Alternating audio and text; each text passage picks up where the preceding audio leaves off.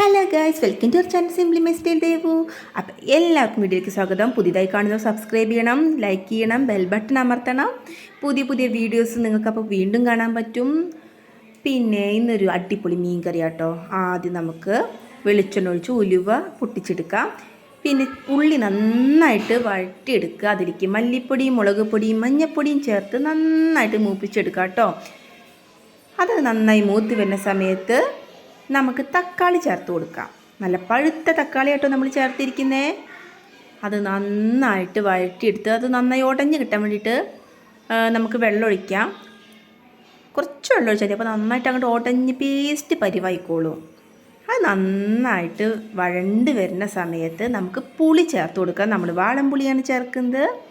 നമ്മുടെ പുളിക്ക് അനുസരിച്ചിട്ട് അത് ചേർക്കുക കേട്ടോ. അത് നന്നായിട്ട് പിഴിഞ്ഞ് അതിൻ്റെ സത്ത് ചേർത്ത് കൊടുക്കാം. എന്നിട്ട് അതൊന്ന് തിളച്ച് വരുമ്പോൾ ഇളം ചൂടുള്ള വെള്ളം ചേർത്ത് കൊടുക്കാൻ ശ്രദ്ധിക്കണേ. പച്ചവെള്ളം ചേർക്കണ്ട, ഇളം ചൂടുള്ള വെള്ളം ചേർക്കുന്നതായിരിക്കും നല്ലത്. അപ്പം നമ്മൾക്ക് കറിക്ക് ആവശ്യത്തിനുള്ള വെള്ളം ചേർത്ത് അത് നന്നായിട്ട് തിളച്ച് വരട്ടെ.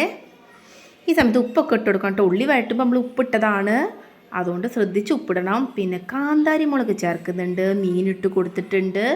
ലാസ്റ്റ് മാന്തളാണ്, ശ്രദ്ധിക്കണം, വേഗം ഉടയും. ലാസ്റ്റ് പച്ച വെളിച്ചെണ്ണ ഒഴിച്ചാൽ മീൻ കറി റെഡി.